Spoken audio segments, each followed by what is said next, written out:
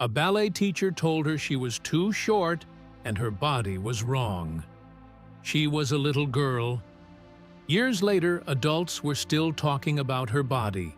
Only now it was in print, on national newsstands, while she was filming the biggest movie of her life. Alicia Silverstone was 19. Photographers shouted a nickname at her in the street. Interviewers asked her questions no teenager should be asked. Then she made a decision at 20 that Hollywood has never quite forgiven her for. What she walked away from is the part nobody talks about. The 6-year-old with a portfolio. Alicia Silverstone was born on October 4, 1976, in San Francisco, California. Her career began very early, and in a surprisingly direct way. When Alicia was 6 years old, her father took some photographs of her, and those photos helped her start booking television commercials. So while most children were only beginning school, she was already building a professional life. Even before acting took over, she wanted to be a ballet dancer. That dream ended because of one cruel moment with an adult. Alicia later shared that her ballet teacher smacked her on the backside and told her she was too short to be a ballet dancer, and that her butt stuck out too much. She was just a child when that happened. Years later, she could speak about it with humor and say, yes, she does have a butt. Still, the moment mattered. It pushed her away from ballet and turned her toward acting. That shift changed the direction of her whole creative life. When you place that moment next to what happened to her at 19, something becomes very clear. Before Alicia Silverstone had even finished her teens, adults had already shaped her path by making comments about her body. The problem was never a lack of talent. The problem was the kind of world she was growing up in. As her acting career moved forward, things happened quickly. She landed a guest role on The Wonder Years, fittingly playing a dream girl. From there, she started moving into film. Then, at 15, she was emancipated from her parents. That was a common legal step for working child actors because it allowed them to work adult hours. Even so, it remains a striking fact. At 15, Alicia Silverstone was legally treated as an adult and expected to work like one. That detail matters because it shapes everything that came after. By the time tabloids began tearing into her, she had already spent around 10 years as a professional performer. She had been legally independent since 15. She had been famous since 16. On paper, she looked experienced, polished, and fully prepared. In the ways that mattered most, though, she was still a teenager. In 1993, when she was 16, Alicia made her film debut in the psychological thriller The Crush. She played a teenager whose obsession with an older man slowly turns dangerous. She was magnetic in the role, and people in the industry noticed right away. The response was strong enough that she won the 1994 MTV Movie Award for Best Breakthrough Performance. She also won Best Villain, which says a lot about how fully she sold the role. Then came the music videos that changed everything.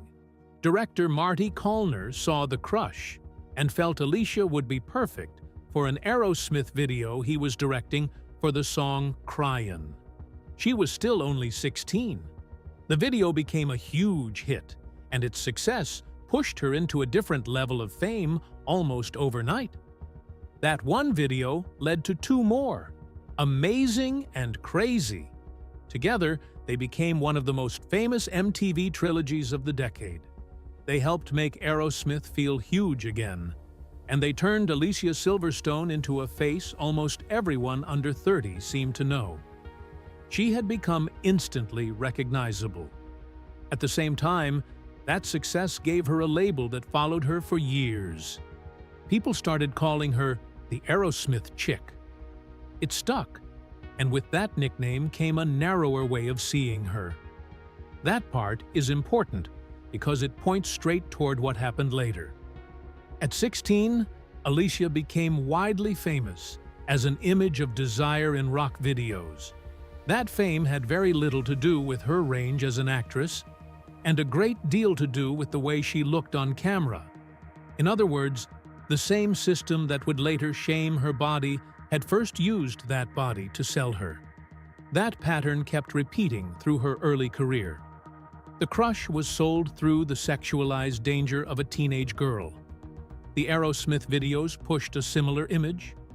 Then Clueless arrived, and the MTV Movie Awards gave her a trophy called Most Desirable Female. So from 16 to 19, much of the praise and exposure she received carried the same message. Her value was being measured through her appearance. Then, when she was 19, the judgment suddenly shifted. The same culture that had rewarded her looks began using the word fat. That reversal was brutal because it came after years of teaching her that appearance was central to her worth. What makes Alicia's response so striking is that she did not lose herself inside that treatment. Looking back, she said she was never confused. She knew what was being done to her was wrong. That kind of clarity is rare, especially in someone so young, and many people in her position were not able to hold on to themselves in the same way. Cher filmmaker Amy Heckerling saw those 3 Aerosmith videos and knew she had found her Cher. Then Clueless arrived in the summer of 1995. On paper, it sounded like a strange idea. It was a loose adaptation of Jane Austen's Emma, but moved to Beverly Hills and wrapped in the voice and style of modern teen culture. Plenty of films with that setup would have fallen apart. This one became one of the most loved American comedies ever made. Alicia Silverstone's performance is the reason it works so well. As Cher Horowitz, she plays a rich, sheltered, fashionable girl who could have easily come across as shallow and unbearable. Instead, she makes Cher lovable. She gives her warmth, sincerity, and enough self-awareness to grow. By the end, Cher feels real, kind, and deeply human. That performance is harder than people often admit. For years, some have dismissed it by saying she just played a ditzy blonde. That misses what she was actually doing. Cher speaks in a carefully built comic rhythm full of valley-style phrasing, odd turns of thought, and fast little bursts of language. Alicia delivers all of it with complete sincerity. She never leans outside the character to signal the joke. She never winks at the audience. That is exactly why the film keeps its heart. Because of that choice, Clueless never becomes cruel. Without Alicia, the film could have turned into a nasty joke about a silly girl. With her at the center, it becomes a generous story about someone who begins in a bubble and slowly grows into a better version of herself. The film was a box office success and a critical favorite. Alicia became the woman of the moment, almost overnight. The media treated her as the voice of a rising generation, and the awards followed. At the 1996 MTV Movie Awards, she won Best Female Performance and Most Desirable Female. She also picked up Blockbuster Entertainment and Kids' Choice honors. Over time, the film's influence only grew. It led to a television sitcom that ran from 1996 to 1999, with Rachel Blanchard playing Cher. It left a permanent mark on fashion through Mona May's costume design. It also gave pop culture a vocabulary that lasted far beyond the decade that produced it. With all that behind her, Hollywood moved fast. Alicia signed a deal with Columbia TriStar said to be worth between $8 and $10 million. As part of it, she received a 3-year first-look deal for her own company, First Kiss Productions. That was extraordinary in 1995. A teenager had just been handed a studio-backed production banner, which was the kind of deal many established male stars spent years trying to get. She was no longer being framed as a newcomer with promise. She was being positioned as someone who might become a power player. The press reflected that feeling. Writers described her as the future of the industry, a young woman who had moved past the usual waiting period and stepped straight into real influence. Then another huge opportunity arrived. She was cast as Batgirl in the fourth film of Warner Brothers' Batman franchise. At that moment, it looked like everything was opening for her at once. It was one of the biggest deals any young actress had made in years. Yet within roughly 18 months, nearly all of that momentum had turned in a painful direction. What They Did to Her Batman and Robin was directed by Joel Schumacher and released in 1997. Alicia Silverstone played Barbara Wilson, also known as Batgirl. She was 19 during filming and 20 when the film came out. The movie was heavily attacked by critics and has spent years being used as shorthand for a franchise disaster. That alone would have been hard. Plenty of actors have survived a badly received film, though, and gone on with their careers. What Alicia faced went somewhere else entirely. The attention turned toward her body rather than her work. The record from that time is well documented through press coverage and her own later comments. In 1996, Entertainment Weekly published a piece with the headline, "A Weighty Issue." In it, Alicia was compared to Babe the Pig and described as slimming down for the Batgirl role. She was 19 years old. Soon after that, tabloids started using the nickname Fat Girl, twisting the name of her character into a public insult. Paparazzi joined in. They shouted the nickname at her and chanted it while chasing her for photographs. During press interviews for the film, she was asked about her bra size. When Alicia later described that period, her words were calm, which somehow makes the whole thing feel even harsher. She said it was extreme how people were talking to her and talking about her. She said the experience left her deeply turned off by it all. She also addressed the body shaming more directly. She said people made fun of her body when she was younger. She said it hurt, but she knew they were wrong. She was clear that mocking someone's body shape was simply not the right thing to do to another human being. That response says a great deal about her. She was not saying she believed them. She was not saying she accepted their judgment. She was saying she could see the ugliness in the behavior itself. At 19, she was able to understand that the cruelty belonged to the adults around her, and not to her body. That shows a remarkable steadiness. She has also hinted that the production itself brought difficult experiences, though she has never fully detailed them. She once said the working circumstances were less than favorable in terms of how things happened. She added that she did not come out of it feeling like a warrior. Instead, she reached a point where she understood what she had been around and decided she was done with it. She did not want to go near that again. That decision makes even more sense when you look back at the photos from that period. Alicia Silverstone was a healthy young woman in her late teens. She was conventionally slim. There was no meaningful physical change that justified the obsession. The entire story built around her body was fiction. It was created and spread by an entertainment press that treated a young actress's body as public material, and by a culture that still accepted that behavior as normal. The timing also matters. Alicia was not alone in facing this kind of cruelty. The late 1990s and early 2000s were full of tabloid attacks on famous young women. Magazines ran beach body photos, circled supposed flaws, ranked appearances, and built whole features around tearing women apart. She was 19. The insult used against her was tied directly to the role she was playing. Major outlets with national reach pushed it into public view. At that time, there was no social media where she could speak back directly or reclaim the story. A teenager in that position had almost no way to answer. She could either endure it or step away. She stepped away. There is one more painful detail that sharpens the whole picture.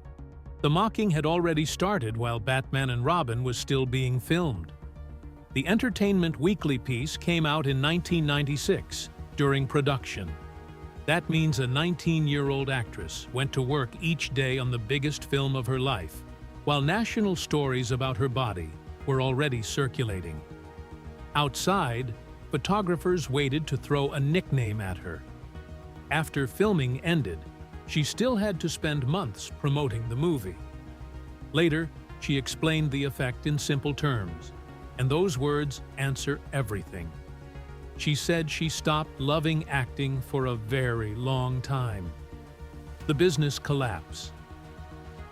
Alongside the personal damage, there was also serious damage to her career, and it was large enough to change the way Hollywood saw her. The first film released under her First Kiss Productions banner was Excess Baggage, which came out on 29th of August, 1997. Alicia Silverstone starred in it with Benicio del Toro and Christopher Walken. It was a crime comedy built from a script that had won the first Austin Film Festival screenplay competition. The film earned $14.5 million.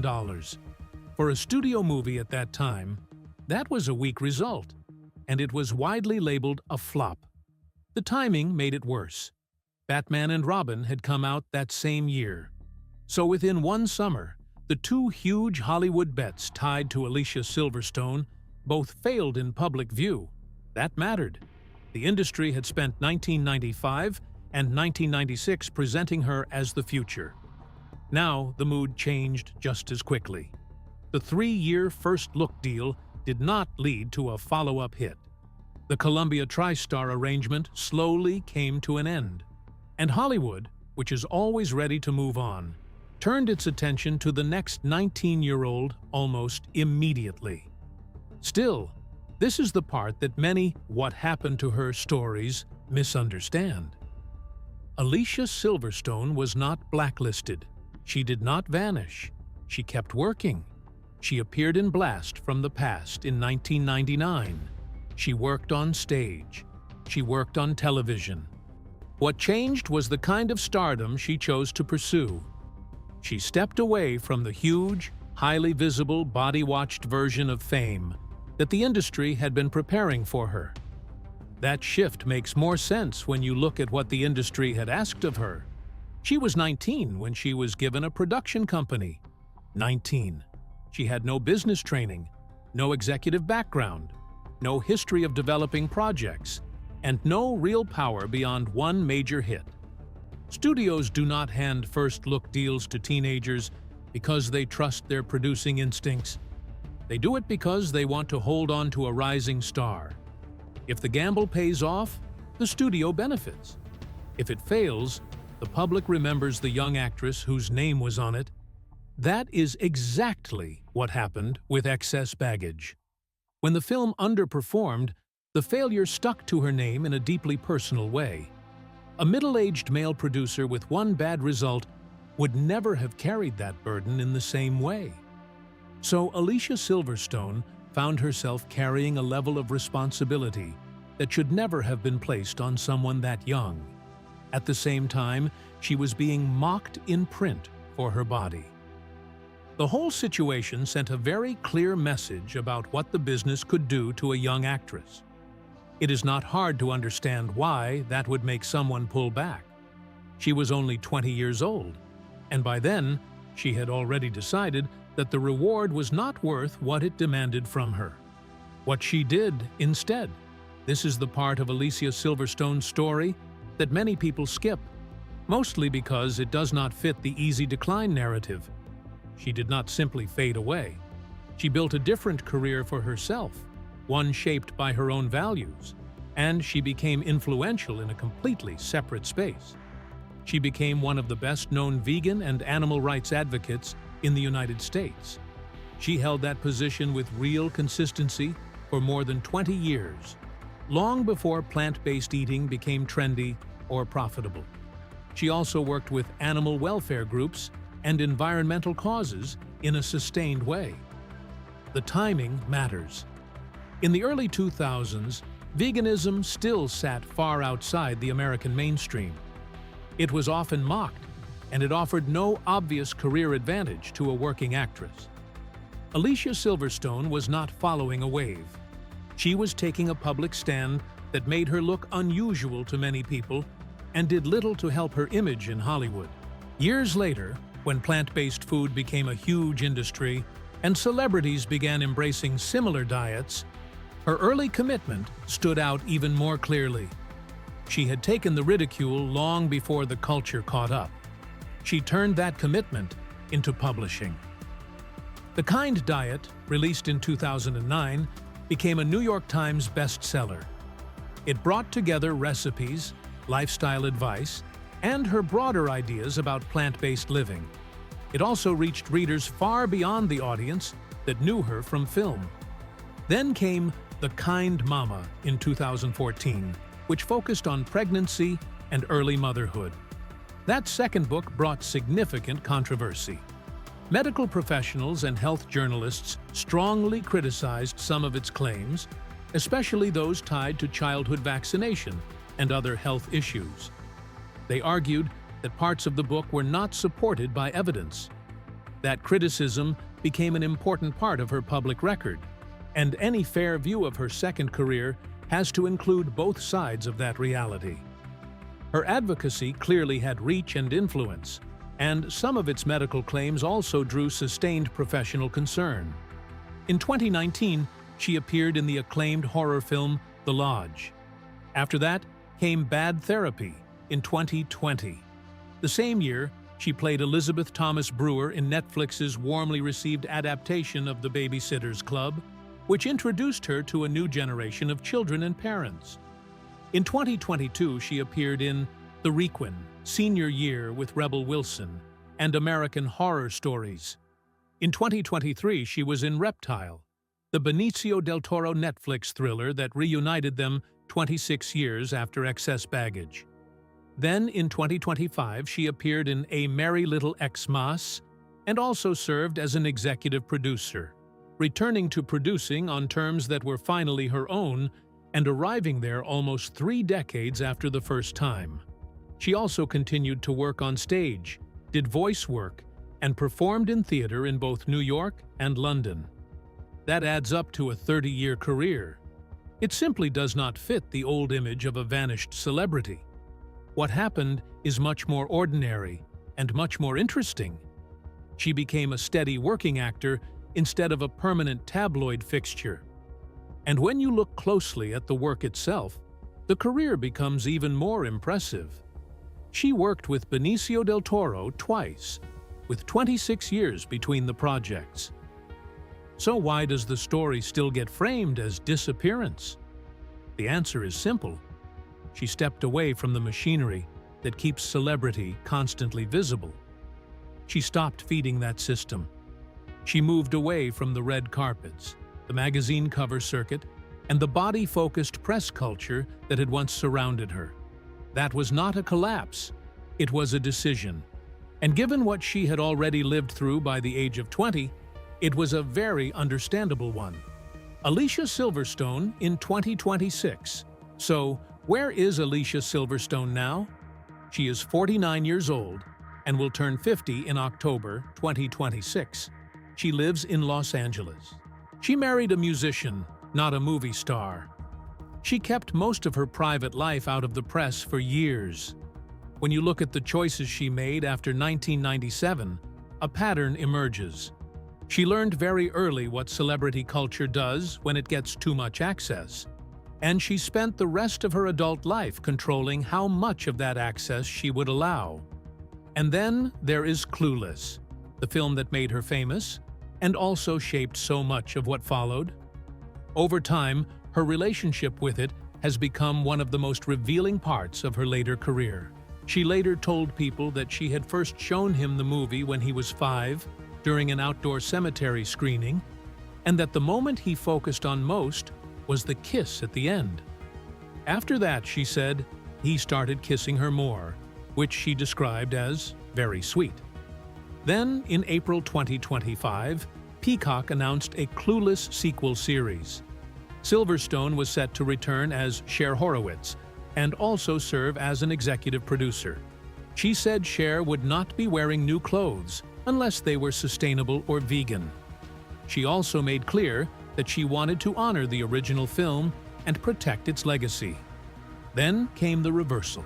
In April 2026, this year, it was confirmed that the Clueless sequel series was no longer moving forward at Peacock. The project had been scrapped. At the moment, that is the freshest career fact attached to Alicia Silverstone. A return to her defining role had been announced with excitement, and then it fell apart before it reached the screen. It is disappointing, and it will probably lead to another round of familiar internet questions. Still, in television terms, this kind of outcome is not unusual. Projects collapse in development all the time. Streaming platforms regularly announce series that never reach production. Peacock had already tried a different Clueless revival in 2020, one centered on Diane Davenport with Cher absent from the story, and that version also died before release. Two efforts to revive this property have now stopped in development. That tells us something about how hard it is to follow a film like Clueless. It does not tell us that Alicia Silverstone somehow failed. And the most revealing part may be what she said while the project was still alive. When she was asked how Cher would have changed, she did not answer with nostalgia. She did not lean on romance. She went straight to values. She imagined Cher as someone who would care about sustainability and veganism. Even after 30 years, she was still going to bring her real convictions into the role that made her famous. That says something important. Whatever else has changed, Alicia Silverstone has never been willing to play a version of herself built only to please other people.